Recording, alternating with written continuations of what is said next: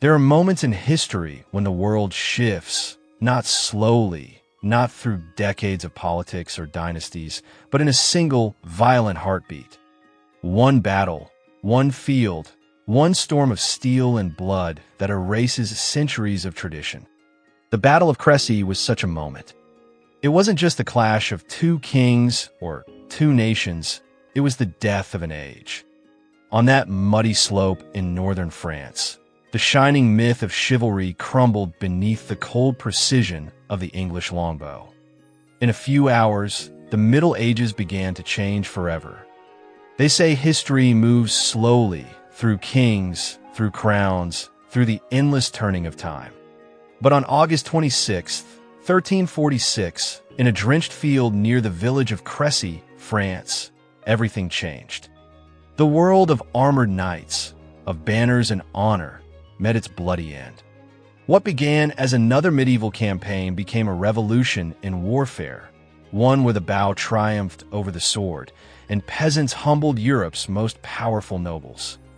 This was not just a fight for land. It was the death of an era. On that summer afternoon, 9,000 weary English soldiers faced nearly 30,000 of Europe's elite. The French army stood proud, certain of victory. They had the numbers, the cavalry, and the nobility of Europe riding in their ranks. French knights, glittering in polished steel, boasted of who would claim the glory of killing Edward III, King of England. Yet within 4 hours, 1,500 French nobles were dead, among them princes, dukes, and kings. The English lost only 40 men. Not 440. The age of the knight, a legacy of 500 years, collapsed under a rain of arrows. The stories that followed were almost unbelievable. The blind King of Bohemia, refusing to be left behind, tied his reins to his companions and charged straight into death. French knights, in blind panic, trampled their own allies. The Genoese crossbowmen, hired mercenaries, were slaughtered by the same nobles who had brought them there. For days afterward, the crows gorged so heavily on noble flesh that they could barely lift themselves into the air. Crécy was not just a battle, it was the end of the old world, the moment when valor and bloodlines could no longer shield men from the future. Edward III of England had landed in Normandy with 15,000 men, claiming the French throne through his mother's lineage. His campaign was brutal and deliberate. Towns were burned, villages looted, what the English called a chevauchée, a scorched earth march designed to show that the French king could not protect his people. After sacking the city of Caen, Edward turned toward Calais, hoping to retreat to English-held territory. But King Philip VI of France was closing in with the largest army Christendom had ever seen. Philip's forces numbered between 30 and 35,000 men, including 12,000 armored cavalry, the finest knights in Europe. This was more than an army. It was a parade of power. Nearly every major noble house of France was represented. The Holy Roman Empire sent reinforcements. The King of Bohemia brought his court, and knights from as far as Moravia rode under France's banner. It was a display of arrogance and confidence unlike anything the medieval world had ever witnessed. For centuries, knights had ruled the battlefield. A fully armored knight on horseback was the ultimate weapon of the Middle Ages, a living tank of iron and pride. They had been trained for war since boyhood, their armor worth more than an entire village's yearly income. Their war horses were bred and armored for the charge, and the thunder of their hooves was said to shake the ground itself. For 500 years, no infantry could stand against them. Battles are decided by charges. Archers and foot soldiers were expendable, mere fodder for the cavalry's glory. But Edward III understood something the French did not. He knew the old ways were dying. His army, though smaller, carried a weapon that would change the world, the longbow. 5,000 of his men were longbowmen, mostly peasants and commoners, but deadly with their craft. English law required every able man to practice archery from childhood. Every Sunday after church, boys learned to draw the massive 6-foot yew bows until their bones twisted under the strain. These weren't soldiers trained by lords. They were farmers forged by law into living machines of precision.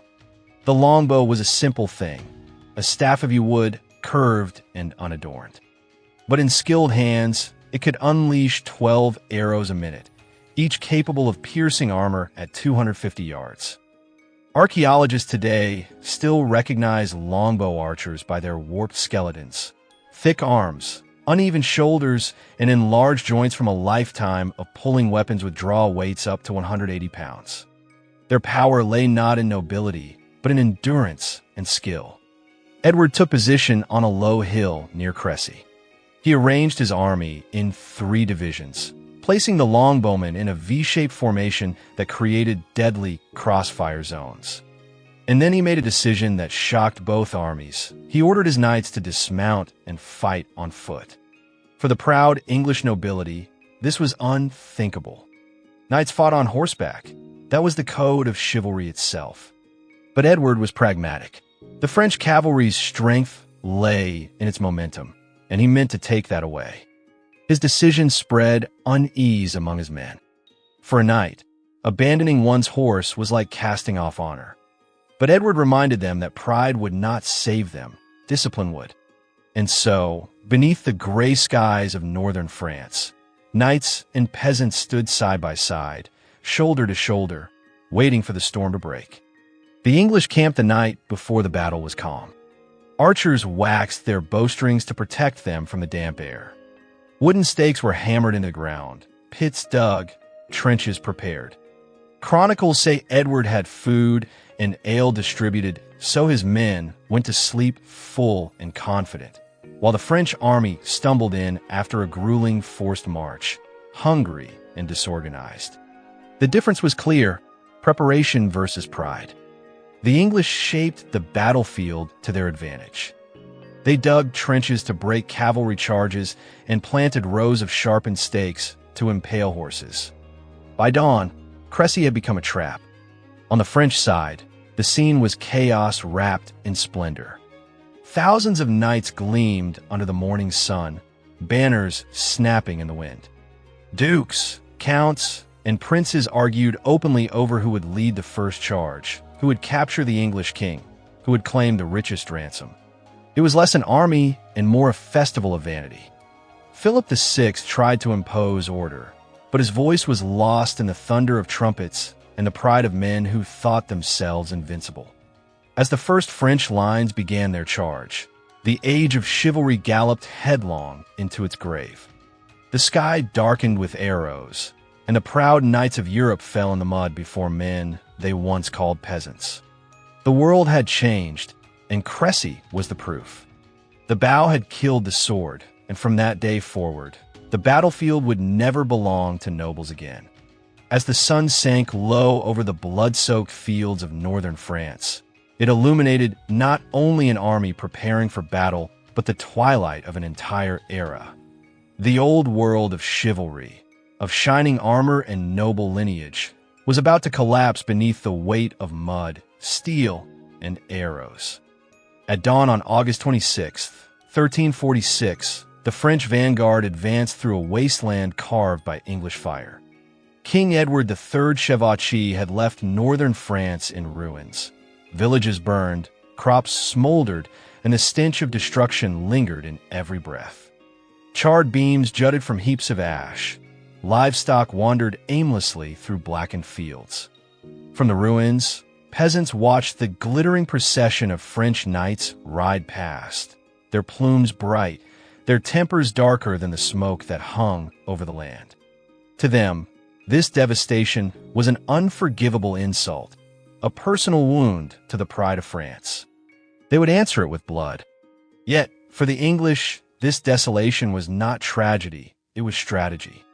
The land itself had been weaponized, designed to exhaust and enrage the enemy before the first arrow ever flew. By mid-afternoon, Philip VI Army, one of the largest Europe had ever seen, finally reached the village of Crécy-en-Ponthieu. The sun still burned fiercely, armor steamed and tempers flared.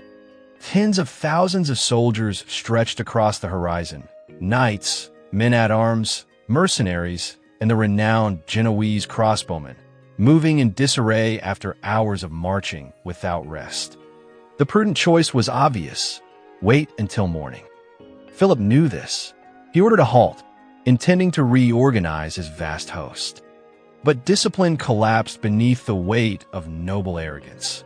To the proud French lords, the sight of the English army calmly waiting on a distant ridge looked like mockery.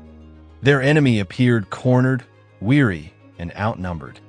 They wanted glory now, not tomorrow. Shouts of defiance rolled through the ranks, drowning the king's orders in the fever of pride. Squires tightened straps, banners lifted, and the flower of French knighthood prepared to ride. Then nature intervened. Dark clouds gathered, and a sudden storm swept across the fields. Rain lashed against the knights' armor and soaked the weapons of both armies. To the French, it was an inconvenience. To the English, it was an opportunity. Their longbowmen, seasoned veterans hardened by campaigns in Scotland and Wales, calmly unstrung their bows and protected the cords beneath cloaks and helmets. The Genoese, less cautious, allowed their crossbows to become waterlogged, the sinew strings stretching and slackening in the wet. It was a small mistake, so small that few noticed, but it would determine the course of the day. When the clouds broke and sunlight glinted once more across the drenched fields, Philip surveyed the slope ahead. The English stood ready, disciplined and silent beneath their banners, St. George's cross fluttering in the breeze. The king renewed his order to wait. But his knights, hungry for vengeance, ignored him. Cries of "Forward!" rose from the ranks. Horses stamped, lances lowered, and within moments, the grand French host moved without command. The Battle of Crécy began not through strategy, but through chaos and pride. The first wave, 5,000 Genoese crossbowmen, advanced reluctantly. Their heavy shields were still miles behind with the baggage train, and their damp crossbows lacked strength. As they trudged through the churned earth, they loosed a volley that fell pitifully short of the English lines. From the ridge above, the English response came instantly. A thunderous volley of arrows hissed through the air, darkening the sky. Thousands of shafts fell upon the Genoese, tearing through ranks before they could reload. Panic rippled through the mercenaries. They broke and began to retreat, only to be met by the fury of their French allies behind them. Count d'Alençon, furious at the disorder, shouted, "Cut down this rabble!" French knights spurred forward, slashing at their own men to clear a path. The Genoese, trapped between arrows and blades, were annihilated. In that moment, French discipline was gone forever. Then came the cavalry. 12,000 armored knights charged uphill, their horses slipping in the mud left by the rain. The English longbowmen loosed again, methodical and merciless. Arrows pierced the air with deadly rhythm, striking horses in eyes and throats, finding the gaps in armor. Riders were thrown, crushed, or impaled as the battlefield turned into a sea of struggling men and beasts. The French charge lost all momentum, bogged down by the very earth beneath their hooves. Still they came, wave after wave, determined to prove their valor against a storm no courage could withstand. When they reached the English line, they met a nightmare of traps and defenses. Hidden pits broke horses' legs. Sharpened stakes impaled those that pressed too close. The rain had turned the soil into thick mud where armored men sank and drowned, unable to rise. English archers planted fresh arrows in the ground before them for speed, drawing and firing without pause. Chroniclers later wrote that the air itself seemed alive with arrows, that the sky grew dark with their flight. Each volley was a hammer blow shattering centuries of tradition, the triumph of skill and discipline over glory and pride. As the day wore on, the battlefield became a slaughterhouse. Horses screamed, knights shouted prayers or curses as they vanished beneath the crush of bodies. The English archers, when their quivers emptied, scavenged arrows from corpses and kept firing. The French dead piled so high that they blocked their own comrades' advance. The ground was no longer earth, but a carpet of armor, bodies, and blood. Among the chaos rode an aging king who could not see the field at all, John of Bohemia, blind for a decade but still bound by honor. When he learned that the French lines were breaking, he refused to flee. "The King of Bohemia does not turn his back on battle," he declared. He ordered his men to tie their horses' reins together so they could lead him forward. Blind and 50 years old, he charged into the roar of combat. He fought by sound alone, striking at the noise of steel and screams, until he and his knights were overwhelmed.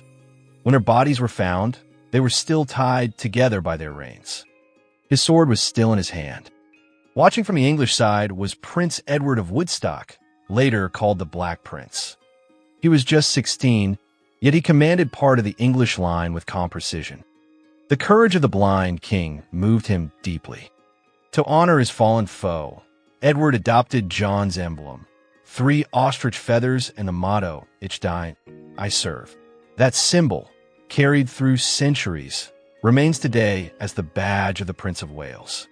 As dusk settled over Crécy, the battlefield fell silent except for the moans of the dying. The English had lost barely a few dozen men. The French had lost thousands, among them kings, dukes, and the flower of their nobility. In a single afternoon, centuries of knightly dominance had ended. The age of armor had bowed before the age of the bow. And on that blood-soaked hill in northern France, the future of warfare had been rewritten forever.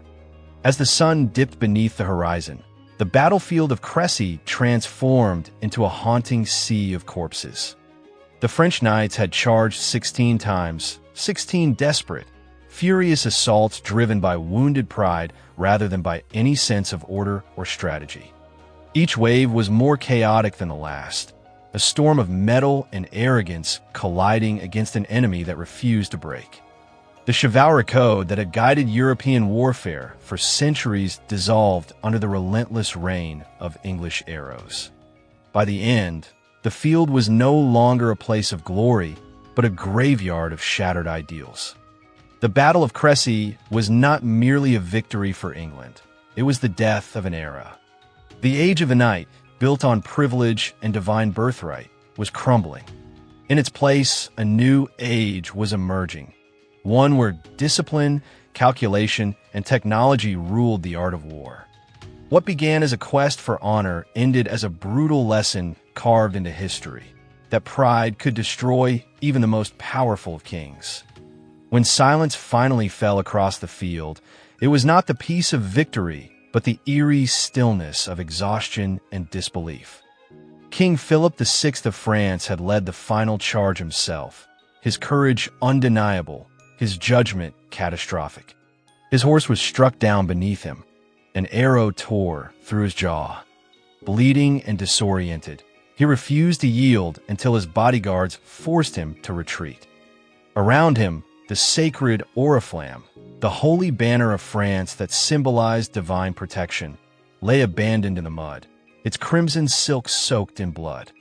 The English soldiers, standing amid the carnage, could scarcely comprehend what they had achieved. They had faced the most powerful army in Christendom and survived.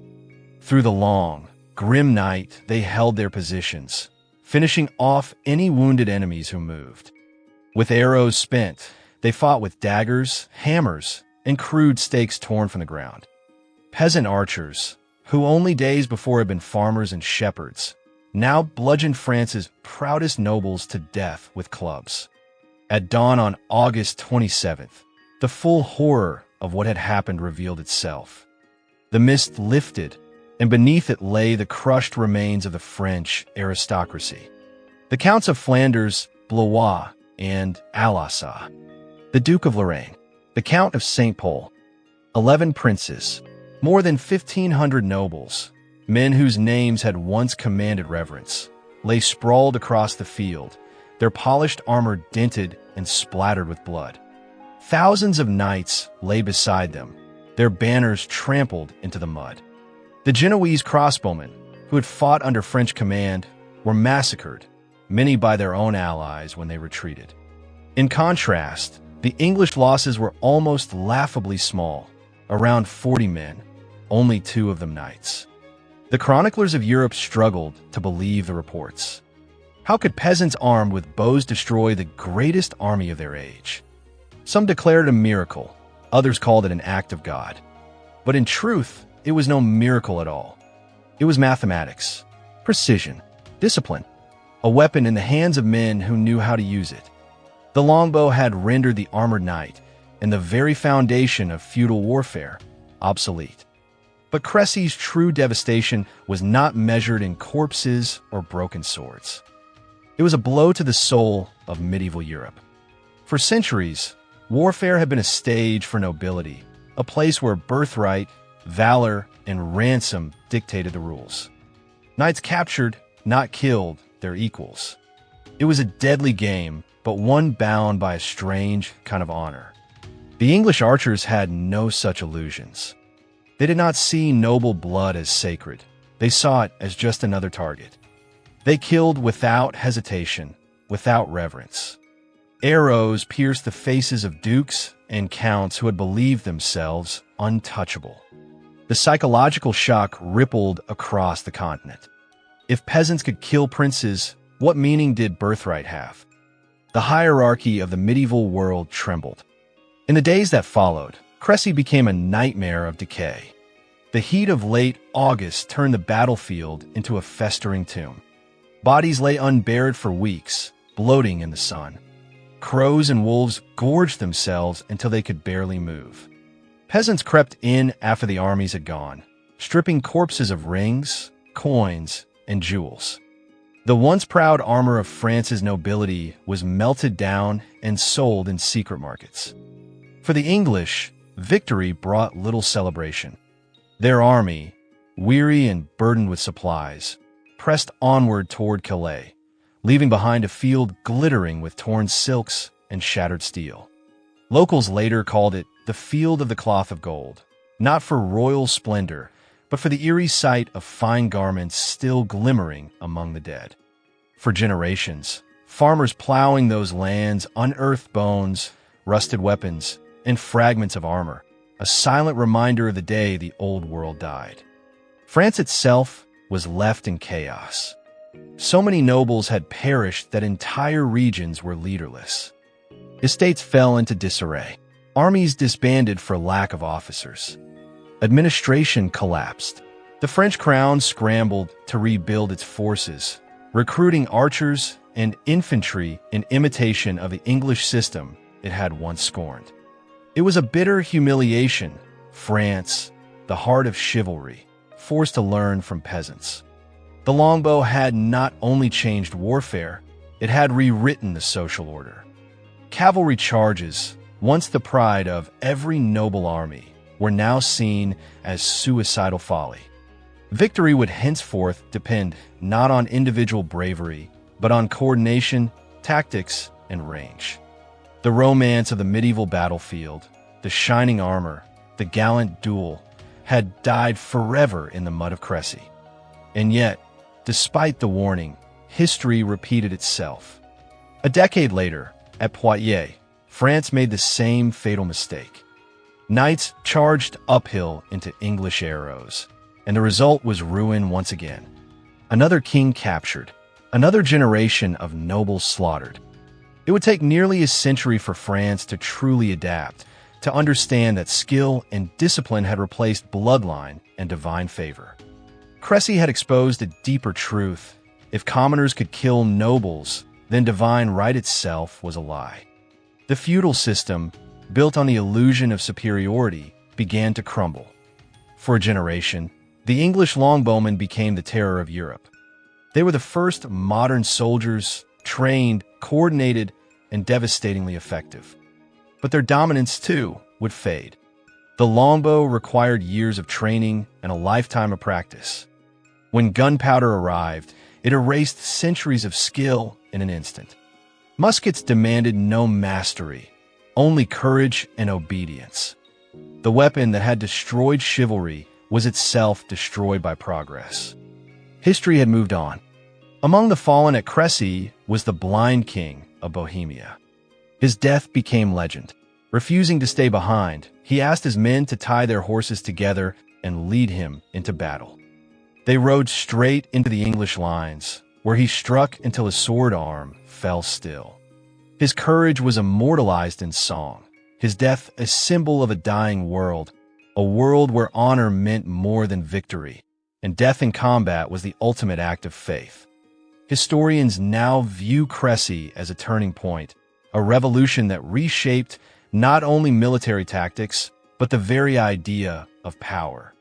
It proved that intelligence could overcome arrogance, that discipline could defeat chaos, and that the will of ordinary men could alter the course of nations.